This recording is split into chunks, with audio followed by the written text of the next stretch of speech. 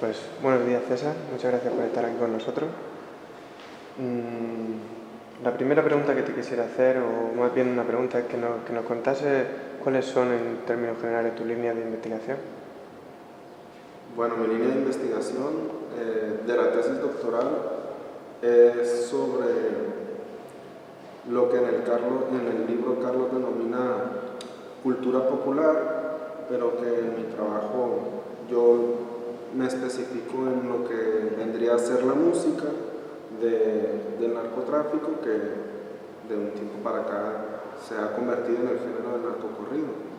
Y lo que concretamente yo investigo son las prácticas en relación a la producción, apropiación y consumo que se hace de esta expresión musical en jóvenes de una localidad específica que es en el noroeste de México, en Culiacán, Sinaloa.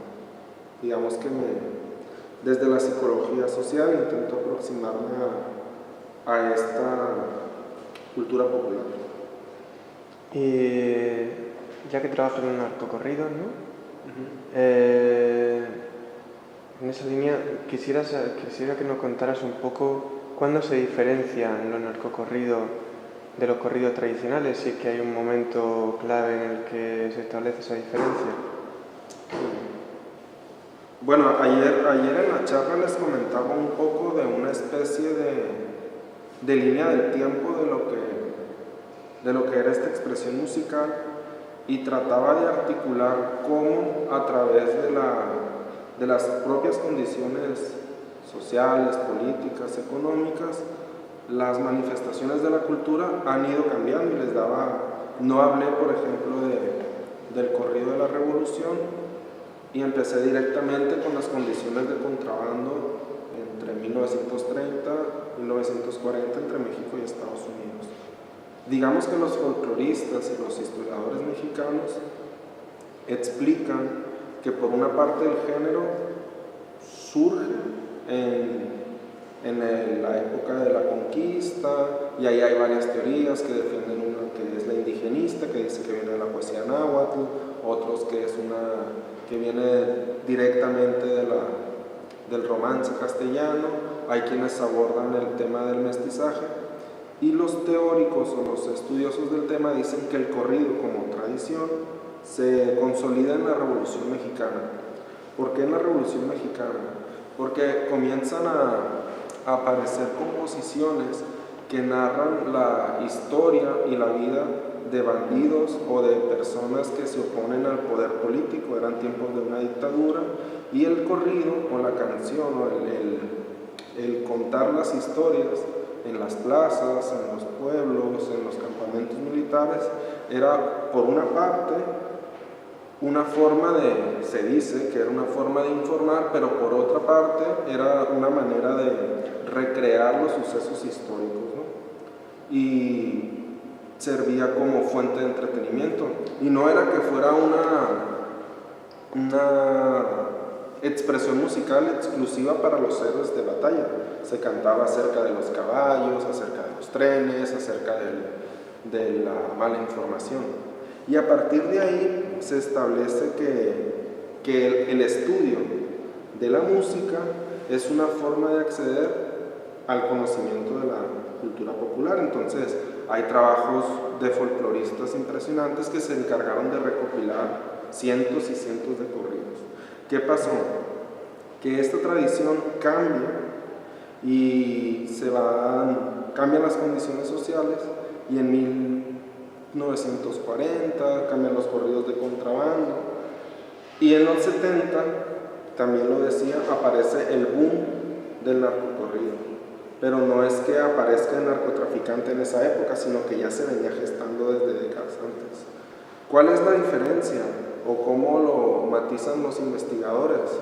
Bueno, los investigadores dicen que mientras los héroes de la revolución o los personajes de la revolución son considerados héroes, el corrido del narcotráfico lo problematizan como que la figura del narcotraficante pues no puede ser considerada heroica, aunque exista esta posible relación del bandido generoso revolucionario con la figura del narcotraficante, pero también, como les decía ayer, a los folcloristas o estudiosos de la tradición de la música popular en México no lo reconocen como una expresión musical que sea digna de representar a México en el mundo. Entonces, tú dices que los narcocorridos, en realidad su función es relatar lo que el discurso hegemónico no dice, ¿no? Bueno, no es... O una de sus funciones, ¿no? Bueno, no es que yo lo piense que sea la función exclusiva de la música hacer un relato de lo que ocurre. Digamos que existe una tradición en el estudio del corrido y del narcocorrido que dice que sirve como una forma alternativa que se contrapone a un discurso oficial, pero yo no creo que se reduzca solamente a eso, sino que, por ejemplo, esta expresión musical ahorita se inserta 100% en las actividades de ocio y tiempo libre de la juventud. O sea, no creo que tengan una función política definida para decir voy a relatar esto que el gobierno no dice. Por eso se podría ver que también hay una exaltación de la violencia a veces, ¿no? Como uno de los vídeos que vimos ayer. Hay una exageración. Una exaltación. ¿O no? Bueno, a mi parecer no es que aparezca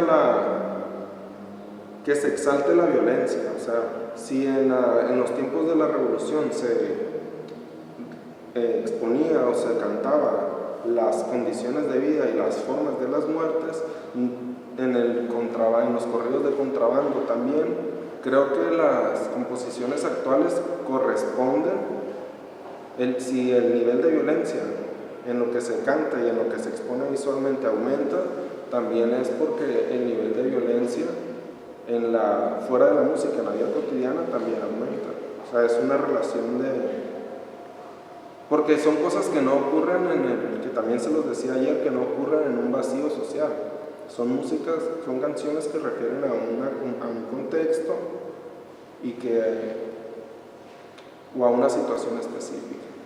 Pero te digo, no creo que la intención sea informativa como se ha establecido, porque también se dice que el corrido era como cantar, los Tigres del Norte lo dicen, la pura verdad. O sea, yo personalmente considero que la importancia de este tipo de canciones no es que digan la verdad o que sea una narración ficticia, porque muchas son ficticias, pues narran cosas que son imposibles de que suceda. Por ejemplo, que una persona dispare con un armamento, que son cosas impensables.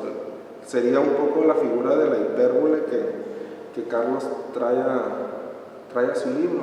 Entonces, si para mí no es relevante que esto sea un discurso verdadero o un discurso falso, pienso que su valor reside en la práctica social en donde se inserta esta música. Y como te dije, actualmente son en los tiempos de ocio.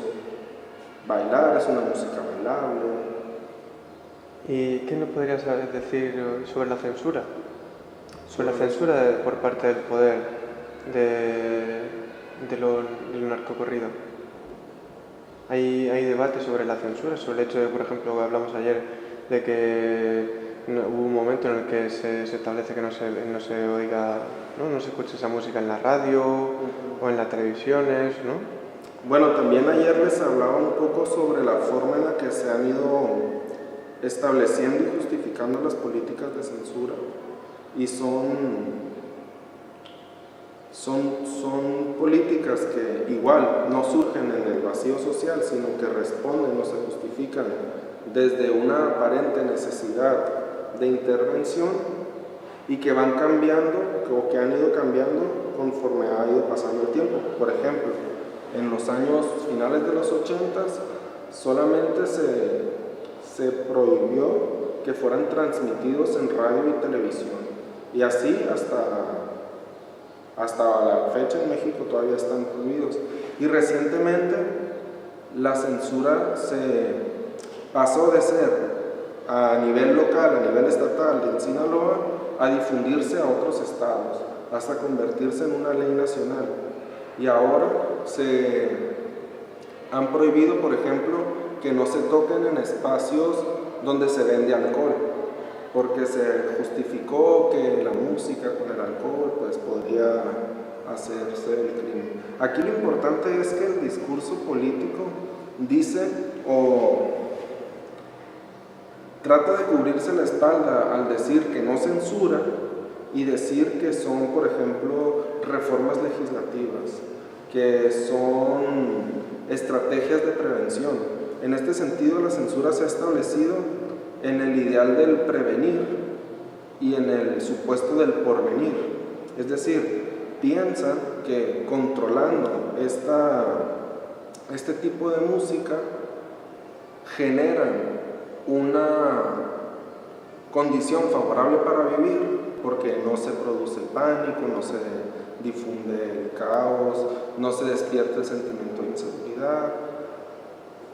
Y por otra parte, consideran que previenen y cuidan a los jóvenes.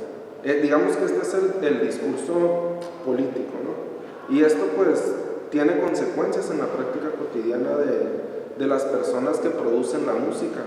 Por ejemplo, Carlos habla en su libro de una estigmatización de la cultura del narcotráfico y de cómo esta es señalada y cómo esta es acusada y de cómo esta es perseguida, en este caso a través de la censura de la música. Hace tiempo, por ejemplo, cuando empezó la censura, se decía que iba a desaparecer no que iba a desaparecer, que se iba a controlar esta música y que se iban a ofrecer otras alternativas culturales para que se expresara otro sentimiento que no fuera la violencia. Actualmente, desgraciadamente, la guerra o la condición de la guerra contra el narcotráfico también es una guerra cultural donde ya no importa ofrecer una alternativa para los jóvenes, sino simplemente importa exterminar o aniquilar o no hacer visible esta expresión musical que a mi parecer le toma el pulso a lo que estamos viviendo. Has señalado que tanto en el imaginario en el interior de México como fuera se está produciendo como una transformación, no solo en la estética, sino también en los símbolos que desde hace casi un siglo se han identificado con lo mexicano. Me refiero, por ejemplo, al mariachi, el charro, el tequila, que están siendo abandonados en pos de una figura la figura estética del narco. ¿Podría profundizar en Bueno, este tema no es un tema que yo trabajo en mi tesis. Concretamente hay dos investigadores que a mi parecer son referentes. Uno es Juan Carlos Ramírez Pimienta y la otra persona es Elena Simonet, que ellos han realizado unos estudios muy interesantes en Estados Unidos, concretamente en Los Ángeles o en situaciones, en contextos de frontera, ¿no?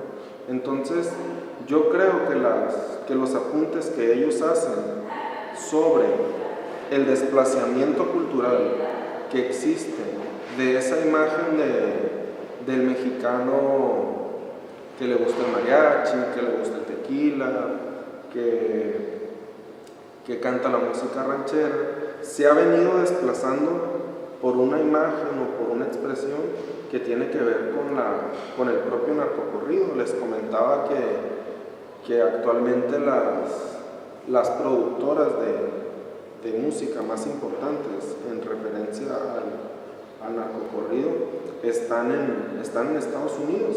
Y Juan Carlos y Elena apuntan que, si bien es cierto que los folcloristas reconocen que existe una amplia diversidad cultural dentro de México, también es necesario reconocer que esa cultura mexicana se encuentra fuera del país y se encuentra en una población migrante que está asentada en Estados Unidos, que produce, por ejemplo, la quebradita, lo que les expuse ayer sobre el movimiento alterado, el pasito duranguense, que son expresiones musicales que surgen en contextos específicos de Estados Unidos y después vienen o se difunden en México.